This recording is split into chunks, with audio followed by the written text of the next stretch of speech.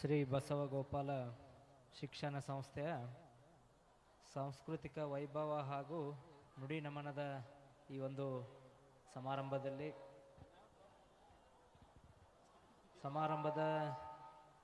ಭವ್ಯ ವೇದಿಕೆ ಮೇಲೆ ಸಮಾರಂಭದ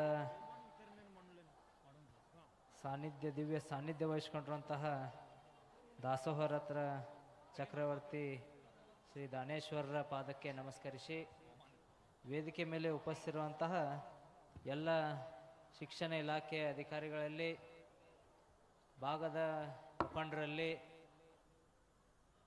ಎಲ್ಲ ಗುರು ಹಿರಿಯರಲ್ಲಿ, ವೇದಿಕೆಯ ಮುಂಭಾಗದಲ್ಲಿ ಉಪಸ್ಥಿತಿರುವಂಥ ಎಲ್ಲ ನಮ್ಮ ತಾಯಂದಿರಲ್ಲಿ, ಸಹೋದರ ಬಂಧುಗಳಲ್ಲಿ ಆತ್ಮೀಯ ನಮಸ್ಕಾರಗಳನ್ನ ಹೇಗೆ ಬಯಸ್ತಾನೆ.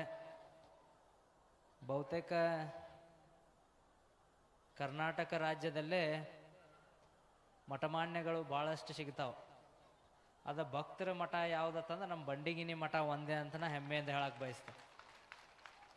ಇವತ್ತು ಭಕ್ತರಿಂದ ಮಠ ಒಂದು ಯಾವುದಾದ್ರೂ ನಮ್ಮ ಒಂದು ಕರ್ನಾಟಕ ರಾಜ್ಯದಲ್ಲಿ ಇದ್ದರೆ ಅದು ನಮ್ಮ ಬಂಡಿಗಿನಿ ಮಠ ಅಂತಂದರೆ ತಪ್ಪಾಗಲಿಕ್ಕಿಲ್ಲ. ಇಂಥ ಒಂದು ಮಠದ ವಿದ್ಯಾಸಂಸ್ಥೆಯಲ್ಲಿ ಒಂದಾಗಿರುವಂತಹ ಈ ಒಂದು ಸಂಸ್ಥೆಯ ಕಾರ್ಯಕ್ರಮದಲ್ಲಿ ನಾವೆಲ್ಲರೂ ಕೂಡ ಭಾಗಿಯಾಗಿದ್ದೇವೆ ಅಂದ್ರೆ ನಮ್ಮೆಲ್ಲರ ಒಂದು ಸೌಭಾಗ್ಯ ತಂದರೂ ಕೂಡ ತಪ್ಪಾಗಲಿಕ್ಕಿಲ್ಲ.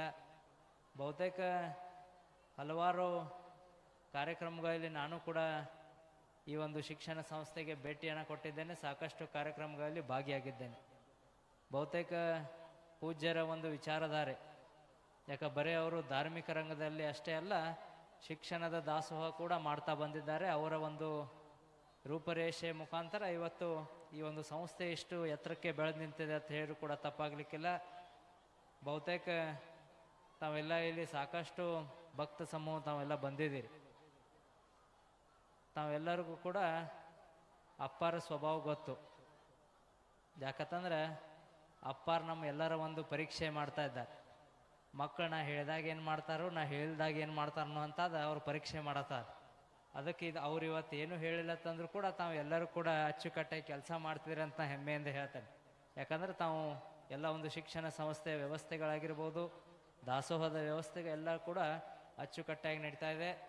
ಬಹುತೇಕ ಯಾಕಂತಂದರೆ ಸಾಕಷ್ಟು ಭಕ್ತರನ್ನು ಹೊಂದಿರುವಂತಹ ಒಂದು ನಮ್ಮ ಬಂಡಿಗಿನಿ ಮಠ ಸಾಕಷ್ಟು ಕೆಲಸ ಕಾರ್ಯಗಳನ್ನ ಸಾಕಷ್ಟು ರೂಪರೇಷೆಗಳನ್ನು ವಿಚಾರಧಾರೆಗಳನ್ನ ಹೊಂದಿರುವಂತಹ ನಮ್ಮ ಬಂಡಿಗಿನಿ ಮಠ ಬಹುತೇಕ ಈಗ ಒಂದು ಟ್ರಸ್ಟ್ ಕಮಿಟಿಯ ಮುಖಾಂತರ ಸಾಕಷ್ಟು ಎಲ್ಲ ಕೆಲಸ ಕಾರ್ಯಗಳು ಅಚ್ಚುಕಟ್ಟಾಗಿ ಎಲ್ಲ ನಡೀತಾ ಇದ್ದಾವೆ.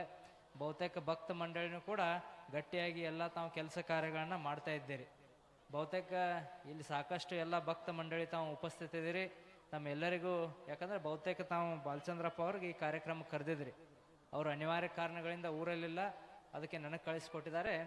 ತಮ್ಮ ಒಂದು ಭಕ್ತ ಸಮೂಹ ಜೊತೆಗೆ ನಮ್ಮ ಜಾರಕಿಹೊಳಿ ಕುಟುಂಬ ಯಾವತ್ತಿಗೂ ಕೂಡ ಗಟ್ಟಿಯಾಗಿರ್ತದೆ ಅನ್ನುವಂಥ ಒಂದು ಸಂದೇಶ ನನ್ನ ಮುಖಾಂತರ ತಮ್ಮೆಲ್ಲರಿಗೂ ಕೂಡ ಕಳಿಸ್ಕೊಟ್ಟಿದ್ದಾರೆ.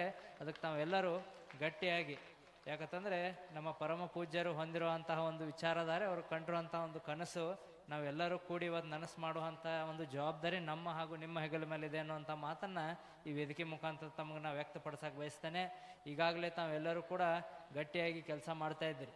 ಬರುವಂಥ ದಿನಮಾನದಲ್ಲಿ ಇಲ್ಲಷ್ಟು ಕೂಡ ತಾವೆಲ್ಲರೂ ಗಟ್ಟಿಯಾಗಿ ಒಂದು ಕೆಲಸ ಕಾರ್ಯಗಳನ್ನ ಮಾಡುವಂಥ ವ್ಯವಸ್ಥೆಯನ್ನು ಮಾಡಬೇಕು. ಎಲ್ಲ ನಮ್ಮ ಭಕ್ತ ಮಂಡಳಿ ಆಗಿರ್ಬೋದು, ಟ್ರಸ್ಟ್ ಕಮಿಟಿ ಅವರು ತಾವೆಲ್ಲ ಹಿರಿಯರಾಗಿರ್ಬೋದು, ತಾವೆಲ್ಲರೂ ಗಟ್ಟಿಯಾಗಿ ಕೆಲಸ ಕಾರ್ಯಗಳನ್ನ ಮಾಡ್ತೀರ ಅನ್ನೋಂಥ ವಿಶ್ವಾಸ ನನಗಿದೆ.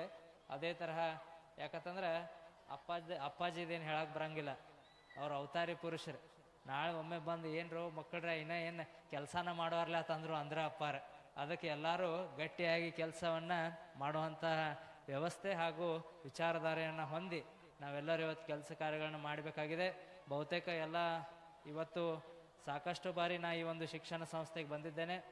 ಬಹುತೇಕ ನಮ್ಮ ಭಾಗದಲ್ಲೇ ಒಂದು ಯಾವ ಒಬ್ಬ ಯುವಕನು ಕೂಡ ಶಿಕ್ಷಣದಿಂದ ವಂಚಿತನಾಗಿರಬಾರ್ದು ಅನ್ನುವಂಥ ಒಂದು ವಿಚಾರನ ಅಪ್ಪಾಜಿಯವರು ಹೊಂದಿದರು. ಅದೇ ಒಂದು ವಿಚಾರಧಾರೆಯ ಮುಖಾಂತರ ಇಲ್ಲಿ ಒಂದು ಶಿಕ್ಷಣ ಸಂಸ್ಥೆಯನ್ನು ಪ್ರಾರಂಭ ಮಾಡಿ ನಮ್ಮ ಭಕ್ತ ಮಂಡಳಿಯಲ್ಲಿರುವಂತಹ ಎಲ್ಲರೂ ಕೂಡ ಶಿಕ್ಷಿತರಾಗಿರಬೇಕು ಅನ್ನುವಂಥ ಒಂದು ವಿಚಾರಧಾರೆಯನ್ನು ಇಟ್ಕೊಂಡು ಈ ಶಿಕ್ಷಣ ಸಂಸ್ಥೆಯನ್ನು ಪ್ರಾರಂಭ ಮಾಡಿದರು. ಇವತ್ತಿಗೆ ನೋಡ್ರಿ, ಇವತ್ತು ಎಷ್ಟೊಂದು ವಿದ್ಯಾರ್ಥಿಗಳು ಇಲ್ಲಿ ವಿದ್ಯಾಭ್ಯಾಸನ ಮಾಡ್ತಾ ಇದ್ದಾರೆ. ಅವರು ಮುಂದೆ ಅವ್ರ ಕಾಲ ಮೇಲೆ ಅವ್ರು ನಿಲ್ಲುವಂಥ ಒಂದು ಶಕ್ತಿ ವಿದ್ಯಾಸಂಸ್ಥೆಯಿಂದ ಇವತ್ತು ಅವ್ರು ಪಡಿತಾ ಇದ್ದಾರೆ. ಅದಕ್ಕೆ ನಾವೆಲ್ಲರೂ ಕೂಡ ಹೆಮ್ಮೆ ಪಡುವಂಥ ಈ ಒಂದು ಸಂಗತಿ. ಅದಕ್ಕೆ ಇವತ್ತು ನಾವೆಲ್ಲರೂ ಬಂದಿದ್ದೀರಿ.